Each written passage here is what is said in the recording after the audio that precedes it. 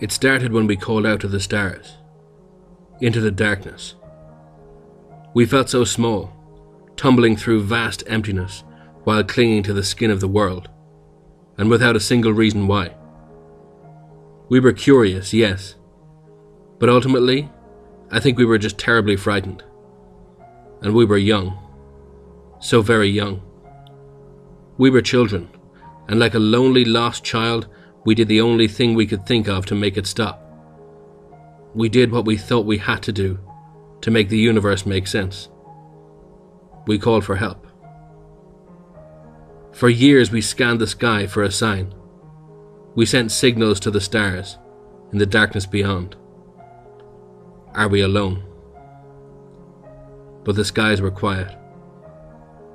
Always so quiet, leaving us to our own makings.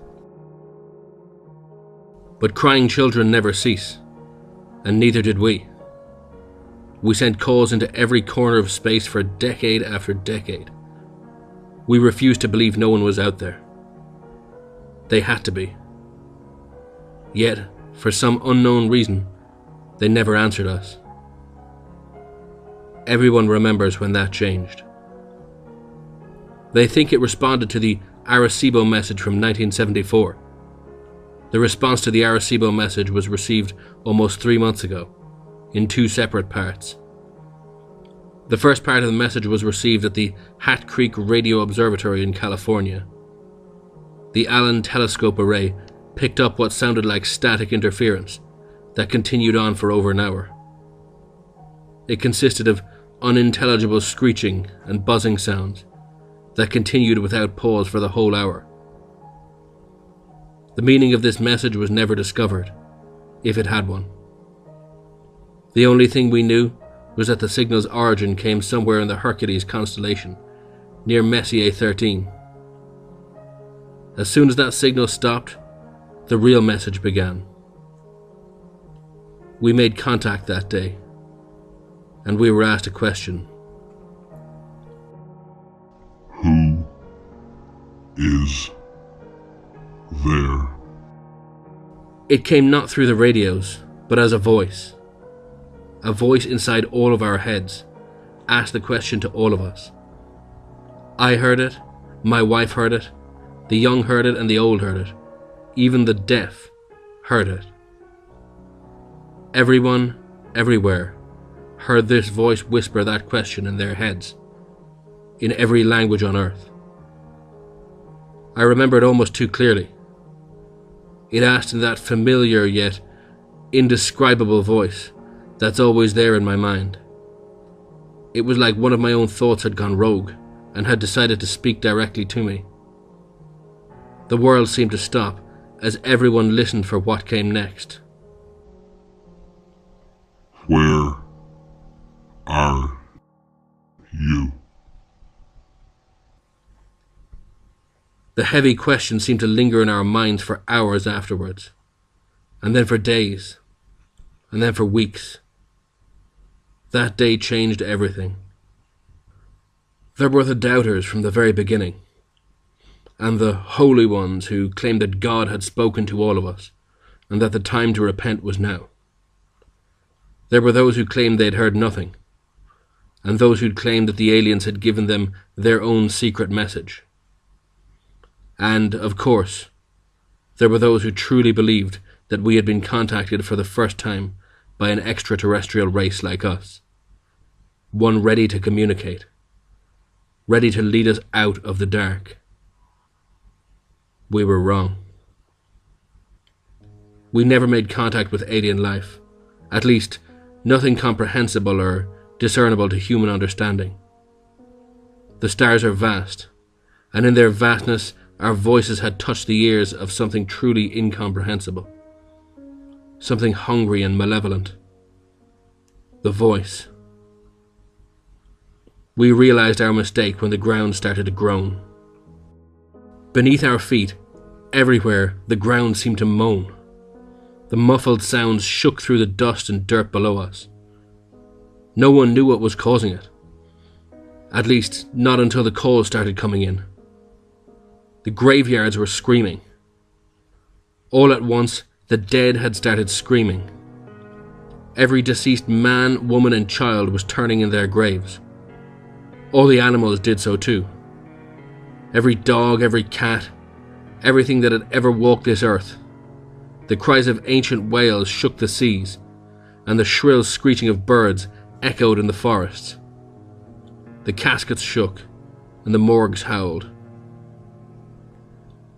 The voices stopped together, in an instant, leaving the world in an amplified silence.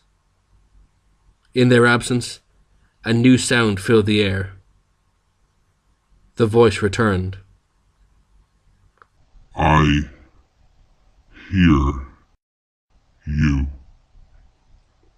It came as a whisper from behind, an ominous yet oddly playful presence that felt so close, but was truly still so far away. It let us breathe in the silence for a minute, before it made us a promise. It was a promise we all knew to be true. I am coming. The voice was gone, and the air was again filled with screams. This time, they were from the living. After the voice had gone, we were left to our own devices. Millions panicked, and rightfully so, as chaos took hold of the streets. Many would die in the violence and the gunfire of that night. They would be known as the raptured before long. And the rest of us were the condemned. We could only wait. The screaming dead was only the first of the side effects that we felt as the voice approached. The closer it got, the more we felt it. That first night, after the screaming, we noticed the stars bleed for the first time. A section of the western sky had turned black, blacker than the night. It was only truly visible because of the ring of stars around it. The light from those stars had turned red, and they seemed to bleed across the sky like food coloring dropped into water. Their light swirled and flowed all around the edge of some unseen mass. I knew then that I was staring into the face of the voice. Our scientists claimed that nothing was there, and that their radar and scans always came up empty. Their telescopes could see nothing but darkness in that section of space. However, the proof was right in front of us, as every night that ring of darkness got wider, and more stars bled in the sky. We watched it come. As each night passed, the black spot would widen, and more stars would distort and bleed around it. During the day, a new hell would greet us. The side effects worsened. The day always brought something new. I'm sure most of what happened will go untold and unknown. The animals started disappearing. All of them.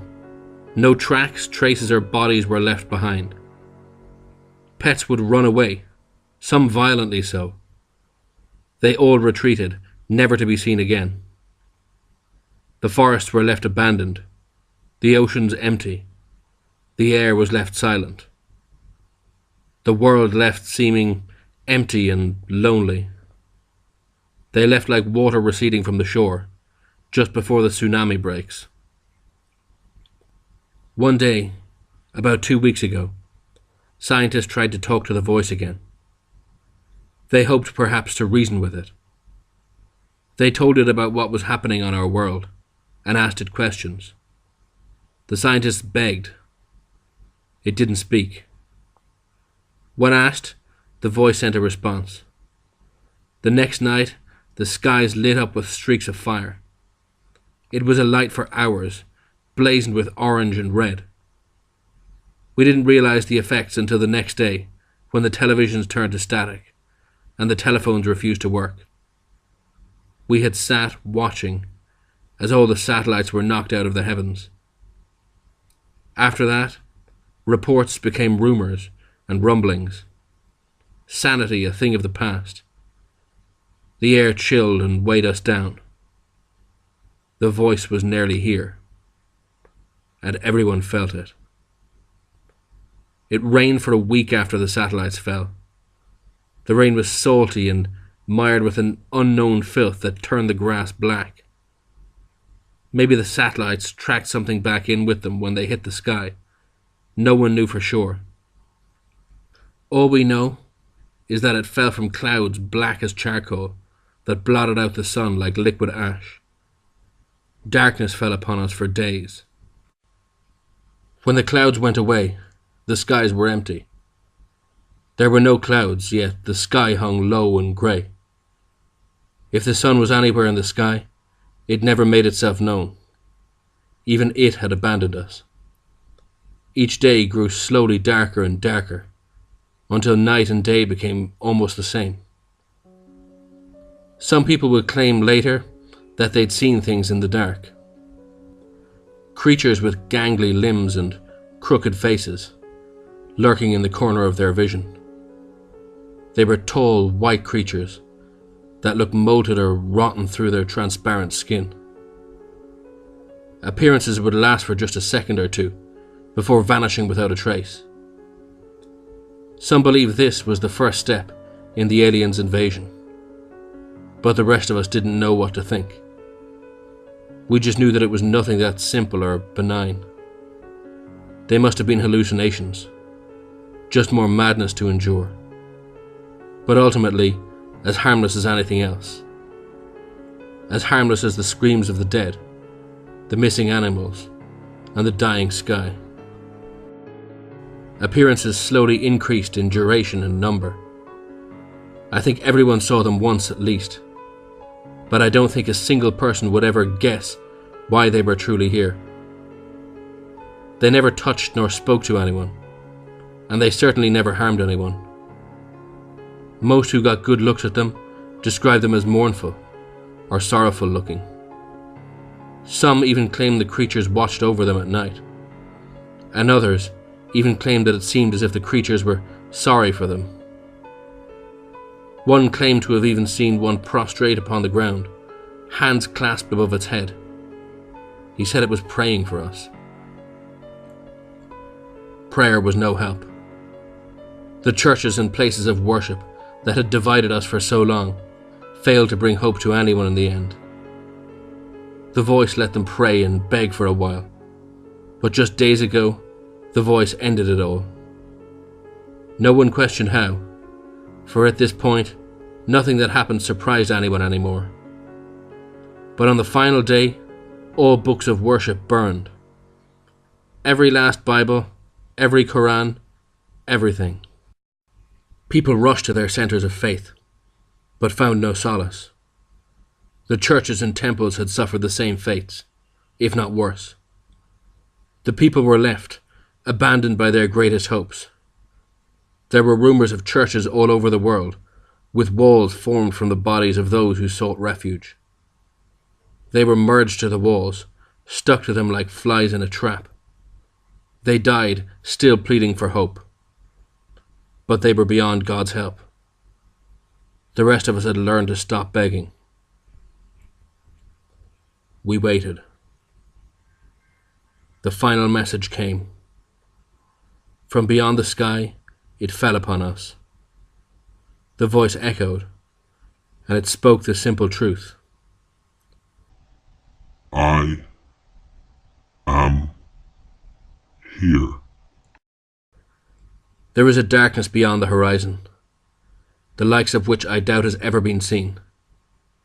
It brings with it the screams of countless souls, and it moves fast.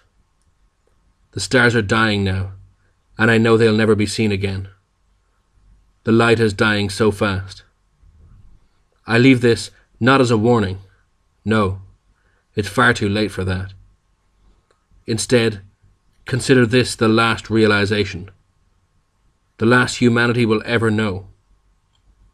For we used to wonder whether or not we were alone and lost, but never whether or not we were safe and hidden. The universe is infinite, and our understanding was significantly more finite. We should never have beckoned to the darkness.